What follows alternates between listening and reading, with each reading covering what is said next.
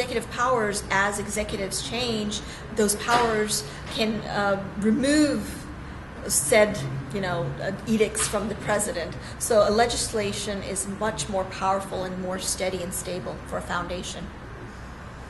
I was a school teacher for 41 years. I also have a son, and how narrow it would be if children weren't taught about the rights of all people. Hello, I'm autonomous. I am a officer at the 03 level in the United States Armed Forces. The military has paid for my education, and I am currently complete with my requirements. I'm complete with everything that I owe back. I've served in 3 different theaters, to include Asia, the Middle East, and Europe, and currently am in a position to take command. I'll be leaving the military shortly, just primarily due to the fact that the military still does not recognize transsexualism as a medical condition. So if they found out, I would be kicked out.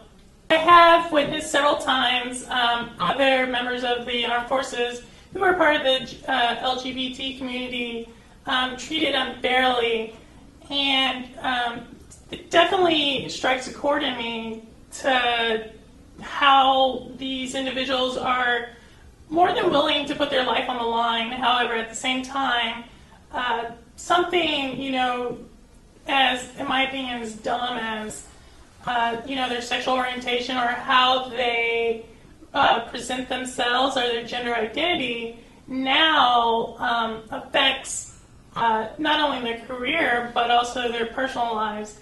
I've seen members kicked out for not even admitting, but just for there being a suspicion. And of course, if you dig far enough, you'll find something on everybody.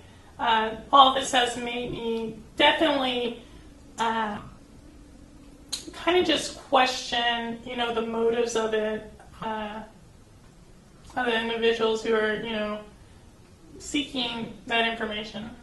The motives, I think they range from anything from just being ignorance to, obeying the rules, black and white, which we all know there are definitely rules in the military that are shades of gray.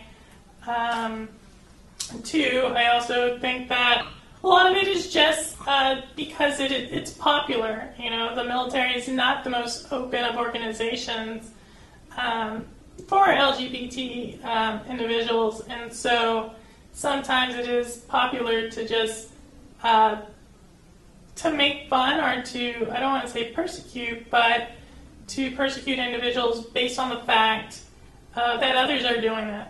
Definitely, I've led, currently in command of over 100 people, and I think, a lot of them definitely ask me why I'm getting out or why now, and, to them it's definitely a loss. They've expressed that they like having me as a commander, they like my leadership style, they like the changes that I've brought about. So to them, it will be a loss, or at least they perceive that to be a loss. If the Employment Non-Discrimination Act does pass, I definitely think it will give hope. Will it, just definitely open the doors up and, for everything? I'm not sure if it'll open up wide open, but I definitely think it'll at least start the conversation, and it will give those service members who are, sticking it out, finishing up their commitment to, continue forward and push forward. So yes, I do think that it will give them hope. I think I derive most of my strength just based on the fact that the military is a unique occupation, and it's one of those occupations that, most people don't do it for the money or the prestige, but really just the honor to serve the people of the United States.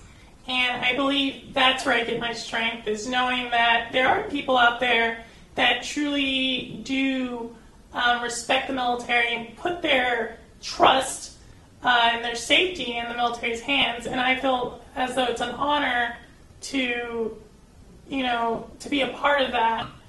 And I believe that's where I get most of my strength, just to continue forward. And also the soldiers who put their lives and their families who entrust me with their loved ones, knowing that I have an obligation to bring those soldiers back from harm's way and make the correct decision that will best serve everybody.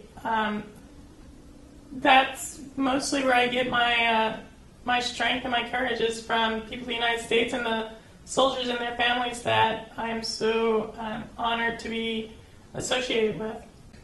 I think it's important to allow trans service members to serve openly, because it'll allow people who are willing to die, willing to, take on significant sacrifices, to continue to do that for an organization that truly is supposed to embed the values of the United States. And when you have individuals who are having to hide things or who are being persecuted just for who they are, that's just not fair. And the United States stands for fairness, and it's kind of a contradiction that's very strong in nature.